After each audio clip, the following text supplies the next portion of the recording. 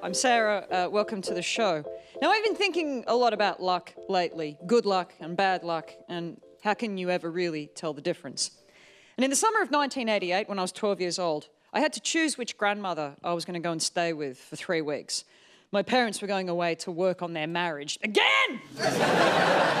And I had one grandmother called Shirley. Grandma Shirley was fun. I mean, she was a little dangerous. And then I had another grandma called Grandma Alva. And Grandma Alva was the most boring human being who's ever walked the face of planet Earth. And I know that sounds cruel, but I totally mean it. As far as I knew, Grandma Alva only ever did one interesting thing. It was sometime in the 1980s. She came home and she was really upset. And she said, "I have just heard the most disgraceful song on the radio." She said, "They just kept saying over and over, 'We'll go and get stuffed.'" It took us weeks to figure out she was talking about the song When the Going Gets Tough. So I begged my parents to let me stay with Grandma Shirley while they were away. And when I was a kid, I had this obsession. I was always waiting for this stroke of good luck where my life would become extraordinary. You know, like in Spielberg movies, it always followed the same sort of template, didn't it? There'd be a weird, isolated kid, and then someone would come into that kid's life and turn it into an adventure. Or Marty McFly in Back to the Future. Marty McFly had nothing, and then he meets Doc Brown, and then suddenly he's got adventure, he's got time travel, he's got secrets, he's got flux capacitors. I knew that all I needed was some weird old man to take an interest in me and ask me to keep a bunch of secrets. When I was with Shirley, it felt like anything was possible. It really did. I didn't know it at the time, but that was because she was a fantasist. She was a dangerous fantasist. But to a kid, she just seemed fun. Like when I was a kid, I remember I said to her, "I wish I could fly." And she said, "Shh, don't tell anyone, I can." But then she came back a bit later and sort of qualified it. She said, "But I can't go very high." So I stayed with Grandma Shirley in that summer of 1988 when I was 12 years old. And one night, she asked me to keep a secret. It was the middle of the night. I was up wandering the house because I had trapped wind. So I'm up wandering around the house in agony. And my grandmother Shirley, she said, "I'll stay with you until the fart passes." Anyway, so we went and sat outside, right? It's a wise choice, really. It was a really hot Australian summer night, and there wasn't a cloud in the sky. It looked spectacular. Only that day, the renowned physicist Richard Feynman had died. The man who had solved the mystery of why the Challenger space shuttle disintegrated 73 seconds into its flight 2 years previously, in 1986. And I said the thing that I assume is the most said thing when people look at a stunning constellation. "There's got to be life out there." And Grandma Shirley said, "Oh, there is." She said, "Can you keep a secret?" I was like, yes, I can totally keep a secret. I am the best at keeping secrets. She said, "When I was about your age, I was taken." I said, "By who?" And she looked up at the stars and she said, "By them." Fast forward to 2012. I'm 36 years old and I'm pregnant with a boy. I'm visiting my Grandma Shirley in the dementia unit of her new care home. I'm standing in the foyer. One of the old ladies has a doll. She won't eat until she's fed the doll. A group of them are playing with Lego. I spot Grandma Shirley in the Lego group. She's building a spaceship. Feels like I'm in a parallel universe where there's been a glitch, and somewhere on another plane there's a toddler knitting a scarf watching Murder, She Wrote. And I'm not looking forward to seeing Grandma Shirley. She was always so crazy and fun and beautifully groomed, but now the hair is nuts. I mean, she looks like Doc Brown in Back to the Future. She's been unravelling. She thinks that I'm her daughter, not her granddaughter, and at night time, she started worrying about getting home to make dinner for my grandfather, who's been dead for years. I just need a moment. So I go outside. And across the grounds of the home, I see a man building what appears to be a bus stop. But that can't be right. There are no buses here. And I stand there and I watch him building and painting, and he nods at me and I nod back. I'm stalling. So I go over and I say, "Hey." And he says, "Hey." And I say, This looks like a bus stop. And for a moment, I wonder if he's a patient. That actually happened to us.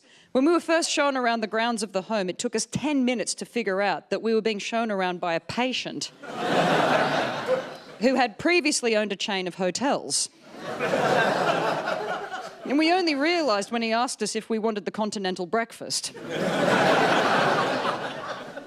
He's completely lost his footing in time and space. But this guy, the guy building the bus stop, he's too young to be a patient. And I ask him why he's building a bus stop. And he explains a thing called sundowners. Sundown is the moment to go home. It's getting dark. It's a signal that it's time to leave. The day's finished. And with dementia, that compulsion is still very powerful. At sundown, they start to panic because it's time to leave. It's time to go home. And they become agitated, distressed. So at sundown, they'll take them to the fake bus stop. They'll tell them, don't panic, you're going to go home. Just wait here for the bus. And then, with a smirk that seems brutal, this guy says, once the sun's set, we'll just take them back inside. They'll have forgotten why they were so upset.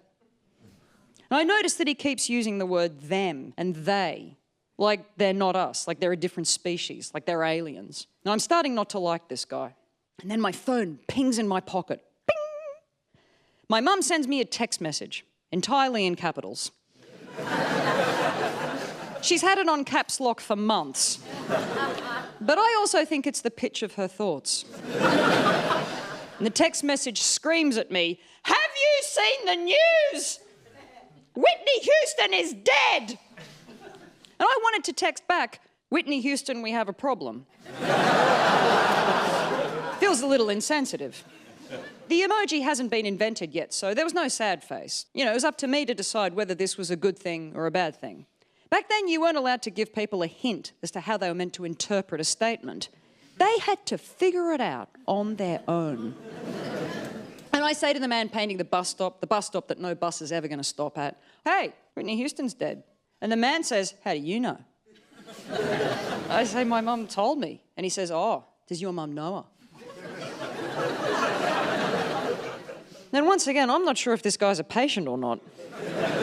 I say, no, I think Mum saw it on the news. And the man shrugs and says, eh. And I say, don't you think it's just a bit sad? And the man doesn't care, he wanders off. He mutters something about not touching the paint, that they keep bloody touching the paint before it's dry. And there's that word again, they. And I think, no, we are they, I am they are us. We're all the same people. So on behalf of all of us, as soon as this prick is gone, I pick up a twig and I draw a dick in his fresh paint. And then we rewind, back to that summer in 1988. I'm 12 years old, I'm staying with Grandma Shirley. It's a hot summer night. She hasn't even got a trace of dementia. And she is telling me her alien abduction story. I was taken by them. Now, I'm a storyteller. Every compulsion for me was to change her story and fix it, but I haven't. This, to the best of my recollection, is the story that she told me that night when I was 12. So she reckons that she was playing on the front lawn at her parents' house. She was a little girl. And her uncle had just got back from Melbourne and he'd brought her a wooden toy dog. She's sitting on the front lawn, she's playing with the wooden toy dog. And then she said that she noticed that there was no sound. She said, when I looked up, it's like I was inside a photograph. She said that there was a car passing, the car was frozen, it was stopped. And the people in the car were mid-sentence, mid-blink. She looked across the street. She said there was a guy standing at a bus stop. He was hailing a bus. He was just stopped in time, just hailing a bus. She said, I was so frightened. I screamed out for my mum and I turned around and there she was, frozen. Then she said, it's like someone switched the sun off. Total darkness. And she said when the lights came back, I was on some sort of spacecraft. I was like, then what happened? And she said, oh, darling, I can't remember. It was a long time ago.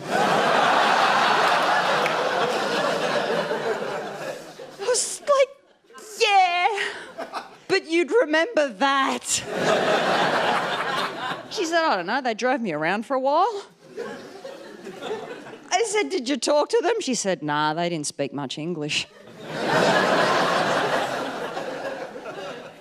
And at the end of the story, she said to me, you do believe me, don't you? It was a horrible moment. At the beginning of that story, I couldn't believe my good luck. I mean, this was straight out of Spielberg. But by the end of the story, I was just old enough to recognise that my grandmother had a psychiatric disorder. But she had given me this moment that, for all of its flaws, it felt extraordinary. It felt remarkable. It felt like an adventure. And I said to her, "Of course I believe you." She said, "I knew you would." She said, "Now you got to promise me that you will never, ever tell a soul."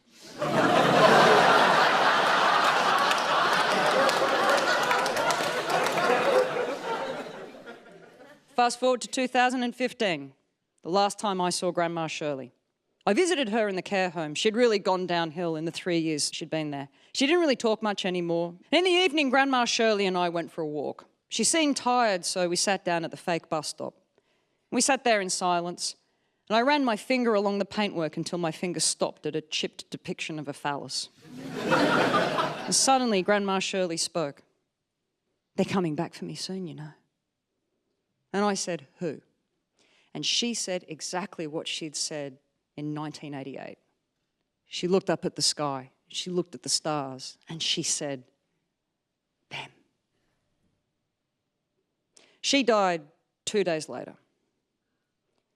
And when the nurses went into her room to answer the distress call, her body had gone. It totally hadn't. Oh my God, Jesus.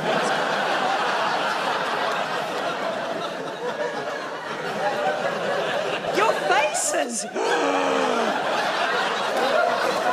Had she gone back to the spaceship?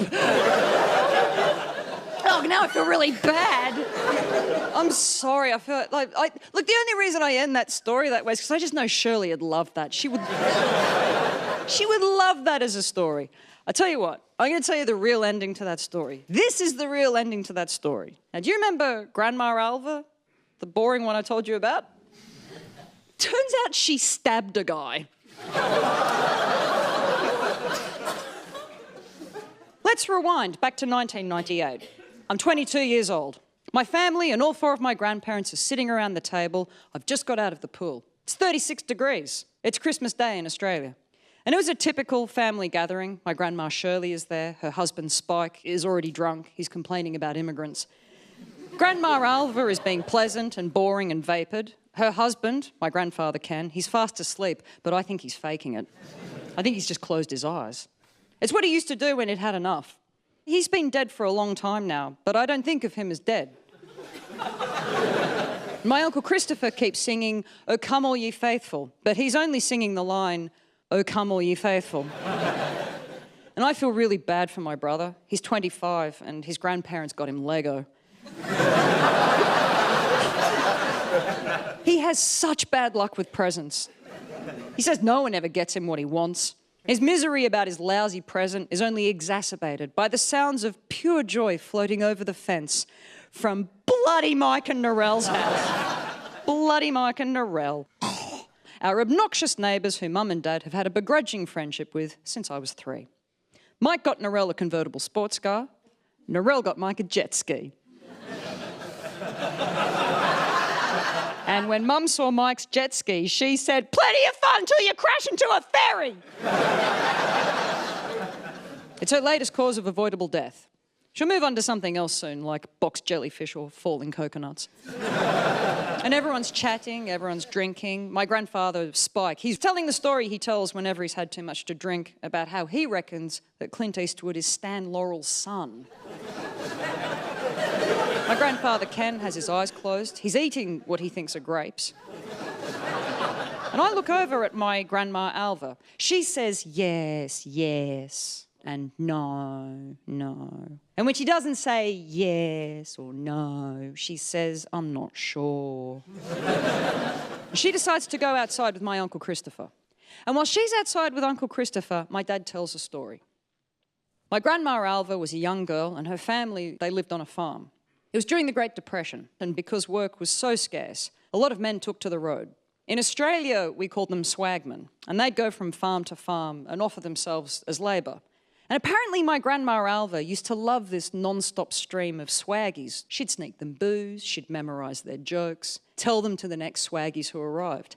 She even got a belt across the back of the knees when her dad found her telling a joke that ended on the punchline, "You push it to the side before you start eating." One evening, a swaggy who they'd helped out, he came back at night. He tried to steal some of their sheep. And Grandma Alva, who at the time of the incident was 12 years old, grabbed a carving knife, chased him across a field, and stabbed him in the back. And she didn't just stab him once. And that man was my grandfather Ken. Listen, no, that doesn't even make any sense, guys. Your faces! And while my dad's telling this story, I can see Grandma Alva and Uncle Christopher through the fly screen. They're standing in silence next to the Christmas tree at the end of our garden, which at this moment in 1998 is around 12 feet tall. It's driving Mike and Narelle insane. They say it blocks out the light. Grandma Alva is putting sunscreen on Uncle Christopher.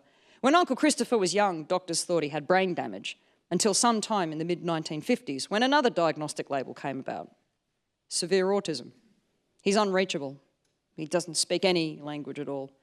The only language he has is the weird occasional line from A Christmas Carol. And I look at my Grandma Alva, the most boring person on planet Earth. She's tending to Uncle Christopher. And I wonder where that stabby 12-year-old who liked dirty jokes went. I wonder what happened to her. Life is what happened to her. And I suddenly understand that she is far from being the most boring human on planet Earth. And then my mum calls everyone to the table. My entire family has gathered. Mum sets down an enormous leg of lamb. Grandma Alva picks up a carving knife. No one knows where to look. Suddenly we fast forward to 2018. It's my mum and dad's 50th wedding anniversary party. I'm 41 years old. I'm in my parents' new house, the house 2 doors down from where I grew up. My parents are now grandparents. My children and my brother's children are playing hide and seek in the bushes around the new Christmas tree that Mum planted in the new garden the second she moved in, just to annoy Mike and Narelle. And my friend Sally is at the party. She's 46 now. We were in a car crash together in 1980. She taught me to do cartwheels on the beach, told me about getting kissed on the ferry. I hadn't seen her since the party back in 2010 when the doctors told her she was in remission. Her hair's completely grown back now. She's still the most attractive woman in the room. I finish my beer and I do a cartwheel. My left foot wipes out a bowl of carrot sticks. Sally gives me a small round of applause as she heads inside. My brother Ben, he's there. He's 44 now. The only one in fancy dress. He's dressed as Borat. The people who bought our old house 2 doors down know my brother because whenever he's drunk, he goes into their garden. He goes back in time to the garden of his 6th birthday party in 1979, and he falls asleep under the old Christmas tree that now stands at 20 feet tall. About once a year, these new occupants find my brother in their garden, drunk, dressed as Darth Vader or Fonzie. Our first cat, Misty, was buried underneath that Christmas tree years and years ago. The only decent present my brother ever received will be forever buried under a Christmas tree. And Grandma Alva, the very last remaining grandparent, now great-grandparent, she's at the party, she's 97, she's watching TV. And on TV there's a program about the Challenger space shuttle, the space shuttle that disintegrated 73 seconds after takeoff back in 1986. And the program is about how one of the people on board was a teacher. She was meant to teach a lesson from space. And 32 years after that tragic day, 2 teachers are going up into outer space to teach the class that she never got to teach. And Grandma Alva watches this program with my son. He's 5, he's on the autism spectrum. He's obsessed with space rockets. He's sitting on Grandma Alva's lap, and she's playing with a cheese knife. Mum and Dad's neighbours, bloody Mike and Narelle, they nip around with a present. For Mum and Dad's 50th anniversary, Mike and Narelle have bought them a G-Tech hedge trimmer. With a 1.7 metre extendable reach attachment. Lets you trim the top of trees that are blocking out people's light. Narelle insists Christmas tree needles are dangerous. She says the needles go in the pool. Someone could step on one and get injured. And my mum says, oh, don't be certain you rot it, Narelle. And we're all assembled on the lawn, this cast of characters, all sharing this particular time on this particular planet. Even one of our oldest neighbours, Mrs. Drayton, even she's turned up. She's still got the hump because we stole her cat in 1979. My parents get up and they make a speech together. It's a very unlikely double act, like Laurel and Eastwood. Mum opens with a quick warning about a recent salmonella outbreak in bags of salad. Narelle tuts, you only get that in cheap supermarket brands of salad. But Mum's not finished. She follows up with some info about the human papillomavirus. See, for some people, the glass is half empty, for some it's half full. For my mum, the glass is half empty and apparently filled with the human papillomavirus. And Mum's in the process of explaining how the virus is transmitted when Grandma Alva shouts out, you push it to one side and keep eating. My dad proceeds to tell a story to the gathering. It's about a morning back in February 1986 when we stood out on the front lawn together to see Halley's Comet. Me and my brother, we glanced at each other. We lied to him that morning. We said that we'd seen the comet. I can't believe my dad's telling this story at a wedding anniversary.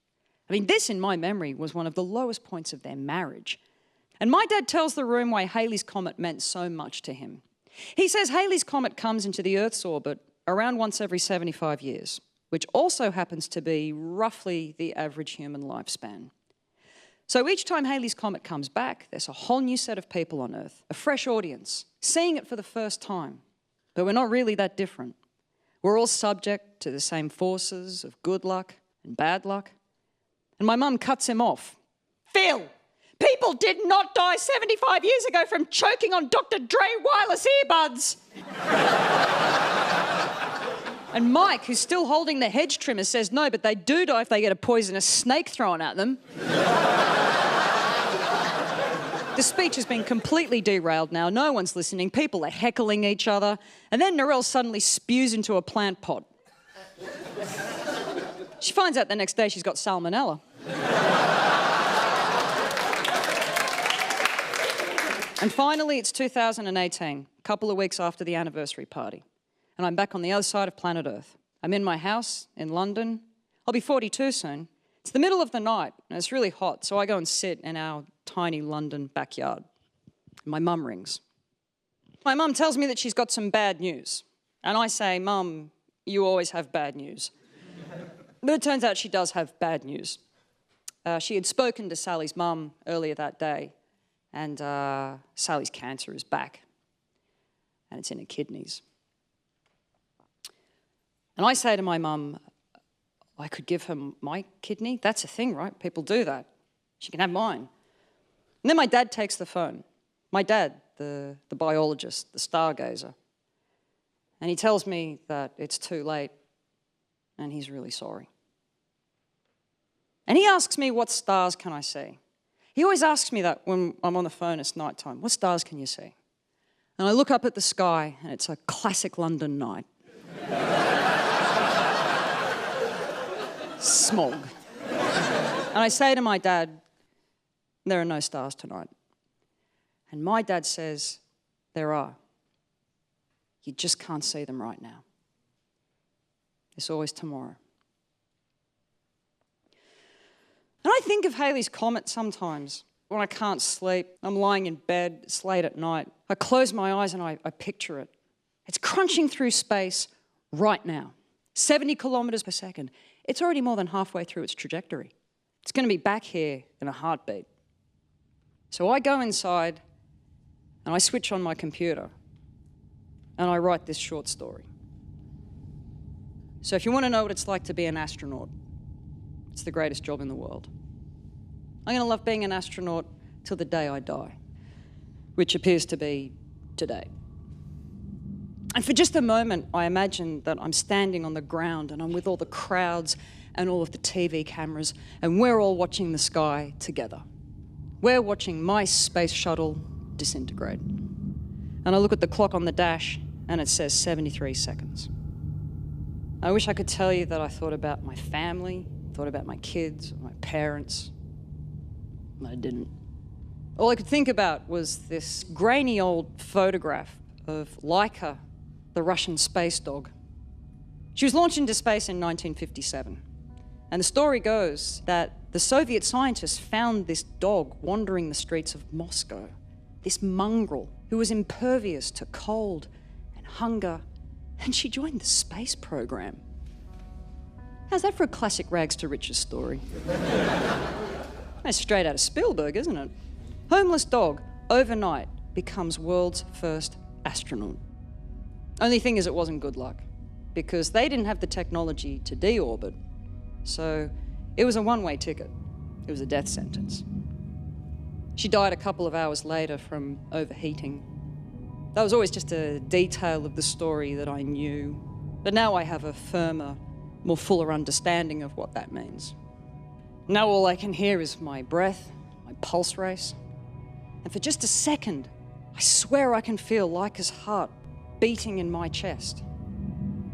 And in my last fraction of a second, I just see time folding over and inside itself, endlessly. And the same stories keep weaving through different faces over decades and centuries, millennia.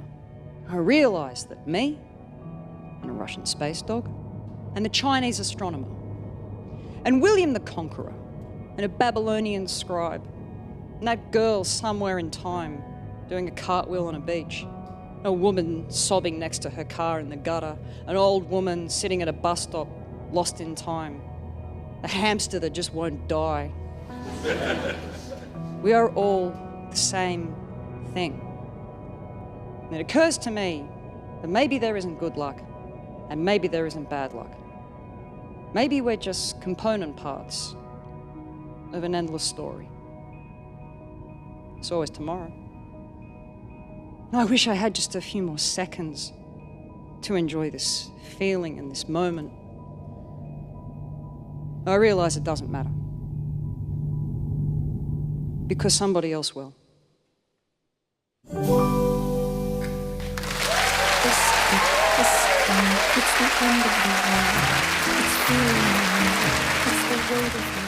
Australian Trilogy was written by Sarah Kendall and Carl Cooper. It was performed by Sarah Kendall, produced by Carl Cooper. It was a BBC Studios production. The mystery of